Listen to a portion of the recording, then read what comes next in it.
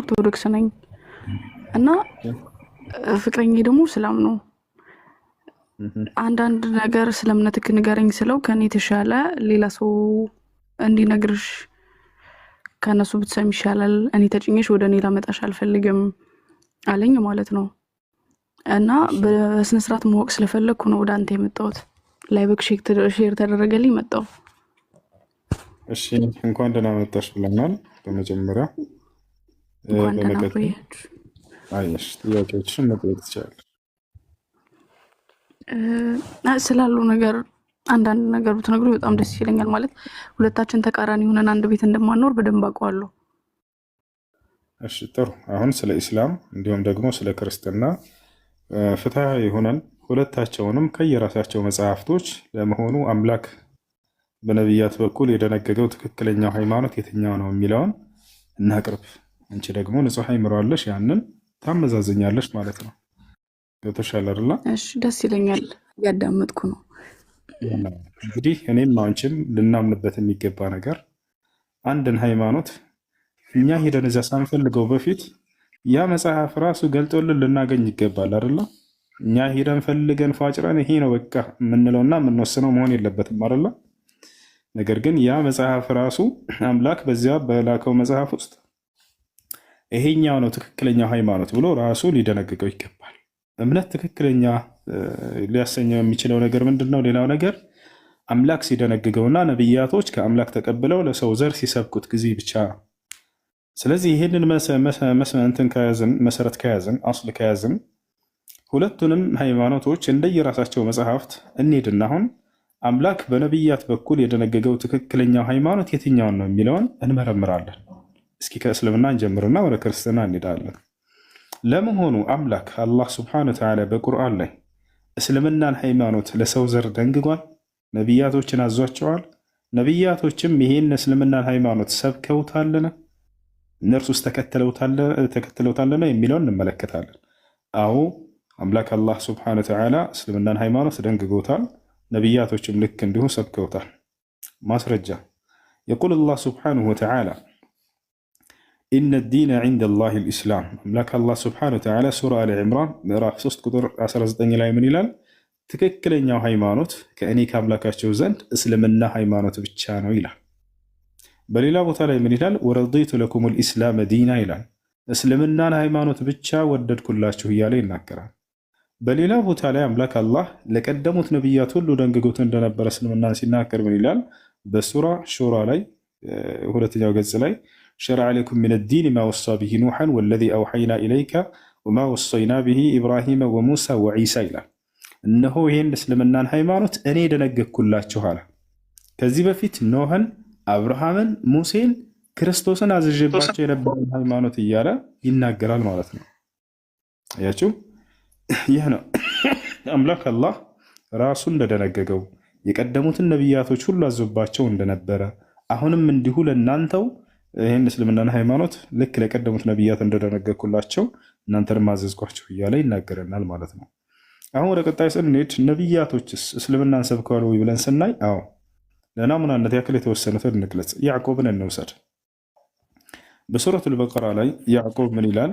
ወያዕቁቡ ያ በኒየ ኢነ ላህ አስጠፋ ለኩም ዲን ፈላ ተሙቱነ ኢላ ወአንቱም ሙስሊሙን ይላል። ያዕቆብ ምን አለ? ልጆቼ ሆይ እነሆ አምላካችሁ አላህ አንድ ሃይማኖትን መርጦላችኋል፣ አደራ ልጆቼ ሙስሊሞች ሆናችሁ እንጂ አትሙቱ አላቸው ይላል። ስለዚህ ያዕቆብ አደራ ሙስሊሞች ሆኑ እያለ ይህ ታላቅ ነቢይ ሰዎችን ሁሉ ሲሰብክ ነበር ማለት ነው። አያችሁ? ልክ እንዲሁ ነቢያቶች ቃል በቃል እኔ ሙስሊም ነኝ እያሉ ይናገራሉ ሁላ። ከነዚያም መካከል ታላቁ ነቢይ ኑህ ዓለይሂ ሰላም ኑህ ምን ይላል? ወኡሚርቱ አን አኩነ ሚነል ሙስሊሚን አለ በሱራ ዩኑስ ላይ። እኔ ከሙስሊሞች እንደሆን ታዘዝኩኝ አለ። አምላክ ያዘዘው ሙስሊም ሁን ብሎ ነው።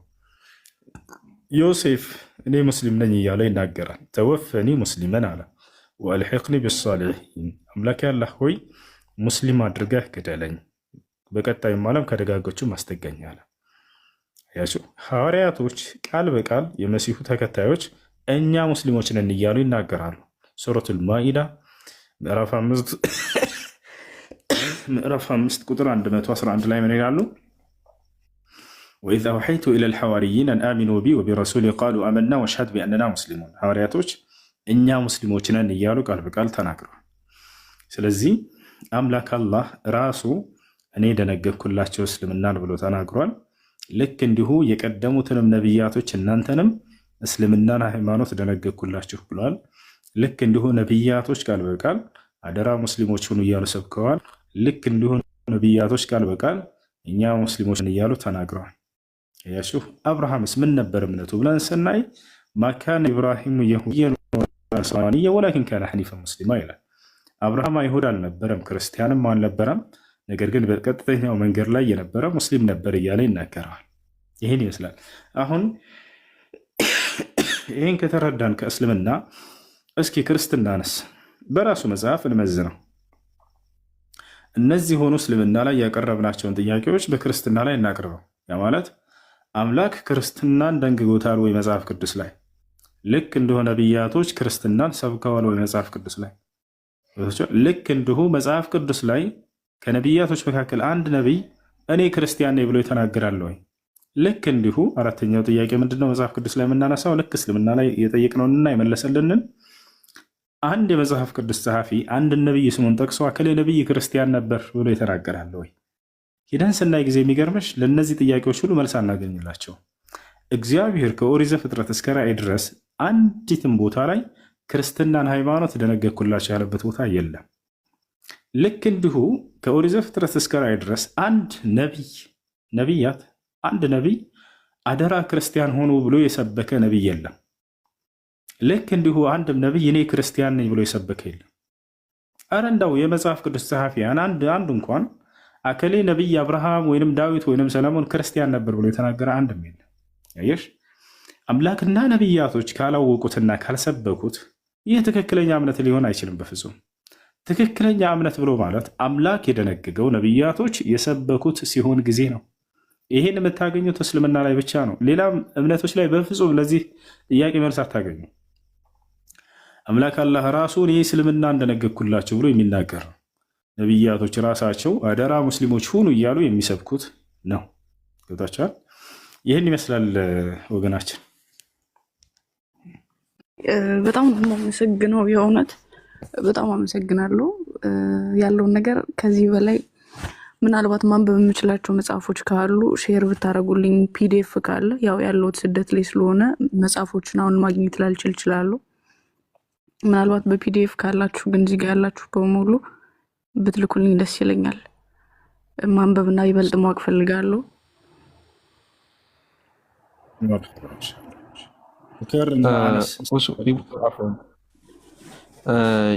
እንትን በውስጥ ቴክስት አድርጊልኝና ጽሁፎችንም ምናምን ላጋራ እችላለሁ። አንዳንድ ሀሳቦችንም ችግር የለውም። ሙስሊም ወንዶች ክርስቲያን ሴቶችን ማግባትም ይችላሉ።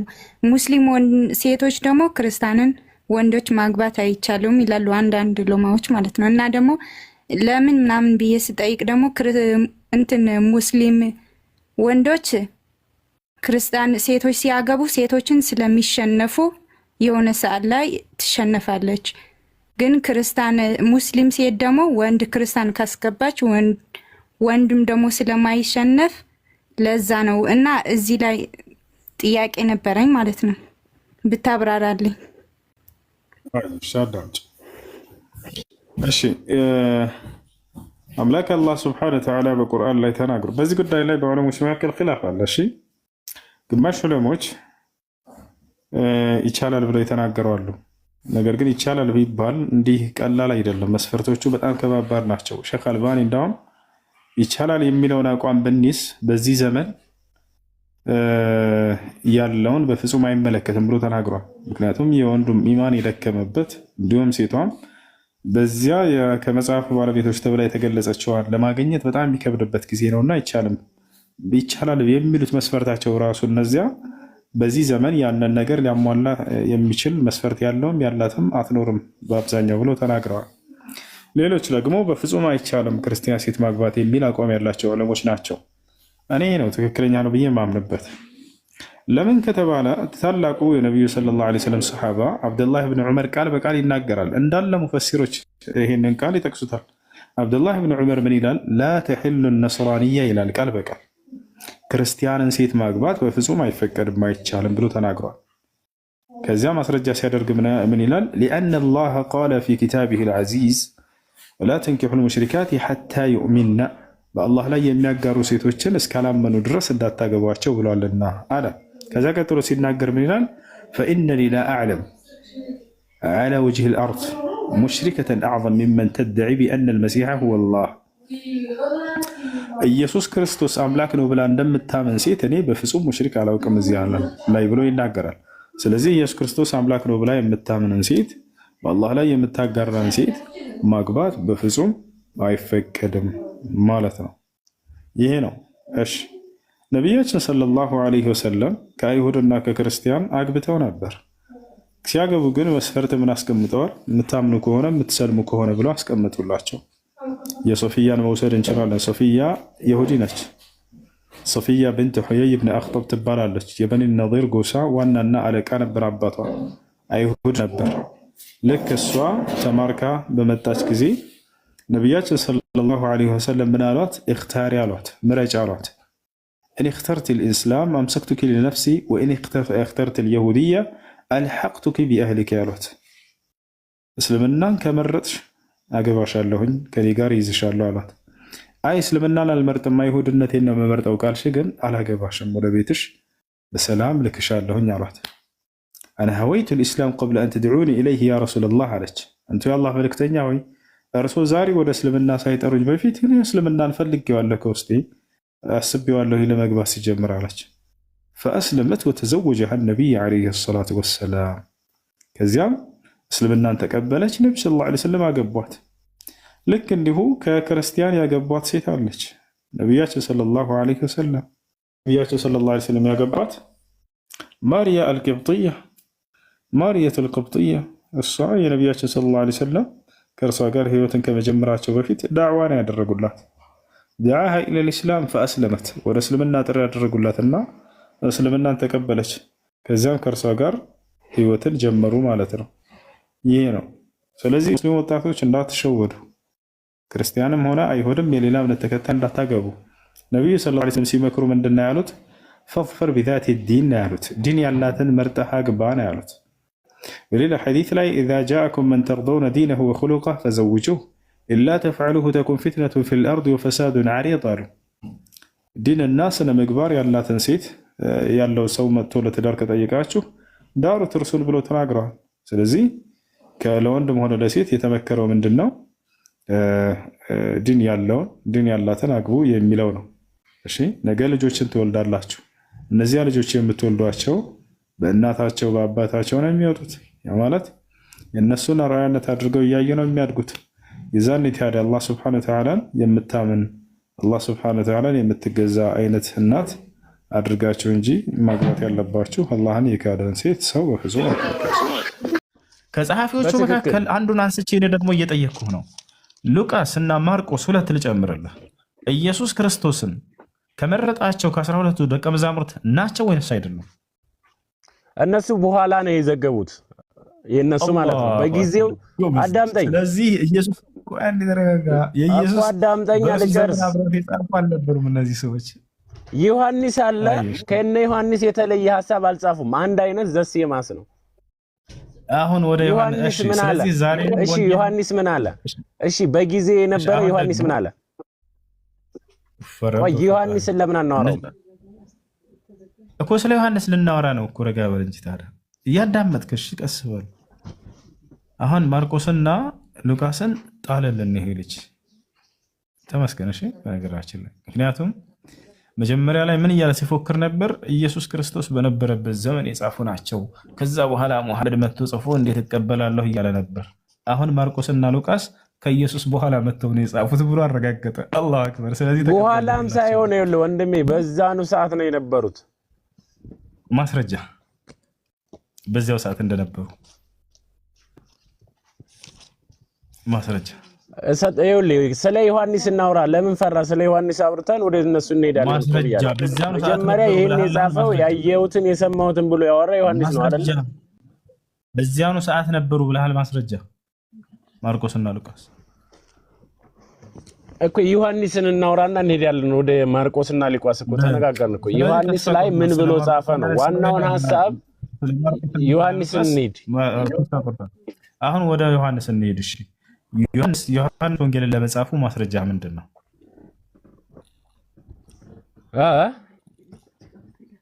ዮሐንስ ወንጌልን ለመጻፉ ማስረጃ ምንድን ነው? የዮሐንስ ወንጌል የተባለ ዮሐንስ ስለጻፈው ነው። መጀመሪያ ላይ ሲጻፍ እንደሱ ነበር። ይህ የዮሐንስ ወንጌል የኔ የጻፍኩት ወንጌል ነው ብሎ ተናግሯል። አዎ የዮሐንስ ወንጌል ነው ይሄ መጽሐፍ ቅዱስ ማለት ነው። እሺ በጣም ጥሩ አሳየን። እሺ በማስረጃ አሳየን። ትልቁ ላይ ላርከት ከፍታለህ። ራእይ ላይ አውጣው። እሺ ራእይ ላይ 22 ቁጥር 7 ላይ ከፍታ ዮሐንስ ወንጌል ብለህና አንብብልኝ። ችግር የለም። ሁለቱንም የጻፈው እሱ ነው ራሱ ነው። ራእይ የጻፈው ጠይቀሃል። ወደሱ እንመጣለን። ጤነኛ አይደለም እንዴ? አሁን ዮሐንስ ለሸሽ ነው። እሺ ዮሐንስ ወንጌል ላይ ምዕራፍ 1 ላይ አውጣልኝ። ዮሐንስ ወንጌል ምዕራፍ 1 ላይ ያወጣሁት ምን ይላል መሰለህ? በመጀመሪያ ቃል ነበር፣ ቃልም ከእግዚአብሔር ዘንድ ነበር፣ ቃልም እግዚአብሔር ነበር ይላል። ዮሐንስ ጻፍኩት ያለበት የለም። ምን እናድርግ እኮ የዮሐንስ ወንጌል የተባለ ዮሐንስ ስለጻፈው ነው። የለም እንደዛ የሚል የለም። ግሪኩ ላይ ስትሄድ ጊዜ ዝም ብሎ በመጀመሪያ ቃል ነበር ብሎ ነው የሚጀምረው። የኢትዮጵያ ቤተክርስቲያን ዮሐንስ ይኸውልህ ወንድሜ ይሄ ማርቆስ ብሎ የጻፉላቸው እነሱ ናቸው። እነሱማ እኮ የጻፈው ማን እንደሆነ አጥንተው ሰርች አድርገው ጨርሰው እኮ ነው የጻፉት ያስቀመጡት እኮ እንጂ ዮሐንስ አልተናገረም። በዘፈቀደ አይደለም። አዳምጠኝ አይደለም አላልኩም። እያዳመጥኩ እኮ መለስኩ ነው። አዳምጥ እንጂ ዮሐንስ ወንጌል እኔ ዮሐንስ ወንጌልን እኔ ነኝ የጻፍኩት ብሎ የተናገረበት አለ እዚያ ላይ መጀመሪያ ላይ የዮሐንስ ወንጌል የተባለ ዮሐንስ ስለጻፈው ነው ወንድሜ። ማን ነው ያንን ዮሐንስ ወንጌል ብሎ የጻፈው? ራሱ ዮሐንስ ነው። ምን? አዎ ዮሐንስ የተናገረው። እሺ ማስረጃ ያሳየን። ከመጀመሪያው እንግዲህ በግሪክ ነበር የተጻፈው አይደል? ለመጀመሪያው በማለት ነው ዮሐንስ ጻፈ። ይኸውልሽ እርሱን ይኸው ግሪክ የግሪኩን አሳየን። በግሪክ ለመጀመሪያ የተጻፈው። ስለዚህ እዛ ላይ ሄደህ የዮሐንስ ወንጌል የሚለውን አሳየንና እኔ ግሪክ አልችልም። ይኸው መጀመሪያ ላይ አውጣ። ዮሐንስ ወንጌል ምዕራፍ 1 ላይ አውጣ። ዮሐንስ ምዕራፍ 1 ላይ አውጣ። ስለዚህ መጀመሪያ የተጻፈበት ቋንቋ ምንድን ነው? አዎ እንዴ ቋንቋ አይደለም እንዴ ቀጥታ ነው እኛ መጻፍካችሁን አይምሮውን አትዝጉ። መጀመሪያ የተጻፈው በምን ቋንቋ ነበር? አዲስ ኪዳን በግሪክ። በጣም ጥሩ። ስለዚህ አሁን ዮሐንስ የጻፈው በግሪክኛ ቋንቋ ነው ማለት ነው። ስለዚህ ዮሐንስ ከጻፈበት ሂደን እንመልከትና በግሪክኛው ላይ ሄደን ይሄንን ዮሐንስ አይደለም የጻፈው ብለን ነው የምታምነው? የዮሐንስ ወንጌል ዮሐንስ የጻፈው ማለት ነው። የለም እንደዛ ዮሐንስ ወንጌል ምዕራፍ 1 ክፈትሽ። ዮሐንስ እንደዚህ ነው የምቆመው፣ እንደዚህ ማለት ነው። ገርሞሻል እንዴ? እሱ ከመጣ እሱ እርግጠኛ ነኝ እኔ መጥቶ እዚህ ቤት ውስጥ ኢየሱስ አምላክ መሆኑን ከሰበከ ኧረ ቢስሚላህ እንዲህ እዛ ላይ አወጣለሁ። ገርሞሻል ላይ እንዴ? እስቲ የት አለ? በራሱ አካውንት መጥቷል አለ እዚህ ውስጥ ነው ያለው። በራሱ አካውንት ነው ያለው እና ግባ ይፎይ ግባና የኢየሱስን ጌታን ጆይን ብሎ ሲገባ እንትን አስበዋል። አስገቡት። ኢየሱስ እኮ አምላክ አለው እና እንዴት አምላክ ያለው አካል አምላክ ይኖራል ምናምን ብለህ ስትጠይቀው ነብዩ መሐመድ ሰለላሁ ዐለይሂ ወሰለም እኮ በቃ 9 ዓመት ልጅ እኮ ነው አብሮ የተኙት ምናምን ብሎ ሲመልስልህ ማለት ነው። በዚህ ማለት እንደዚህ አይነት ሰው ጋር በምንድን ነው የምትግባባው? ሀይቀትን ከዛ ውጪ ነው ይግባባልኝ። ወላሂ የሱ መድኃኒት እኔ ነኝ። ይግባ። ወላሂ የሱ መድኃኒት እኔ ነኝ። አይገባትም። እኔ ወላሂ እኔ እያለሁ እሱ አይገባም። እርግጠኛ ነኝ። እኔ እንጃ። እስኪ ቢገባ እኔ ደስ ይለኝ ነበር። እንደው በፍቅር ብናወራ ማለት ነው። እኔ ደስ እያለኝ ነበር የማወራው። እንደዚህ እኮ ከኋላ ሆኖ እንደሚከታተለን አውቃለሁ። ሲጀመር ቤታችን መግባት ብቻ ሳይሆን ከኋላ ሆኖ ብዙ ጊዜ እንደሚያዳምጠን እናውቃለን። ቤታችን መግባት ተማሩ፣ ችግር የለውም። መማር ትችላለህ። አለመግባት ከፈለግ ታች ሆነ መማር ትችላለህ። አብሽር። እሺ፣ ትምህርት እኛ ቤት ብዙ ስላለ አብሽር። ካልሆነ ደግሞ እናናስበክ ኢየሱስ አምላክ መሆኑን እናናስበክ።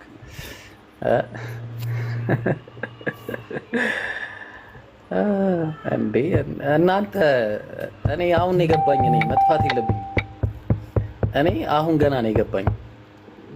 እኔ መቼም ምን እንዴ ከቀደም ጀምሮ ስለ የነበረው ነገር ይሄንን ነው። በቃ እኔ ንጽጽር መቼም ነው የማላቆመው። ቁል ሙቱ ቢገይዚኩም ወላሂ ኢብራሂም ንጽጽር ያቆማል ብላችሁ የምታስቡ ሰዎች ካላችሁ እንዳታስቡት። ታስባለህ እንዴ? እንዳታስበው ብሏል ሰውየው። እሺ ኦልራይት። ምናልባት እንግዲህ መግባት የምትፈልጉ ጊዜ መግባት ትችላላችሁ። አንድ ቀን ግን አገኛለሁ አይቀርም። እንደ ሸሻ አታመልጠኝም። አንድ ቀን ይዛለሁ ወላሂ ላዚም ነው። አንድ ቀን እንገናኛለን፣ ቦታ ያገናኘናል። ችግር የለውም ኢንሻአላህ። እሺ ዴ አብዱፌ ሰላም አለይኩም። ወአለይኩም ሰላም። የጠፋ ሰው ዌልካም ባክ አለን። አልሐምዱሊላህ። ሼር የሚያደርግልኝ አንተ ላይቭ ገብተህ ሼር አላረጉልህማ።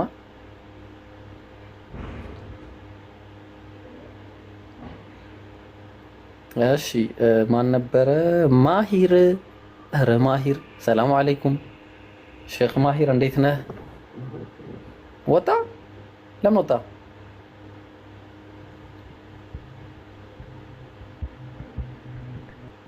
ኦኬ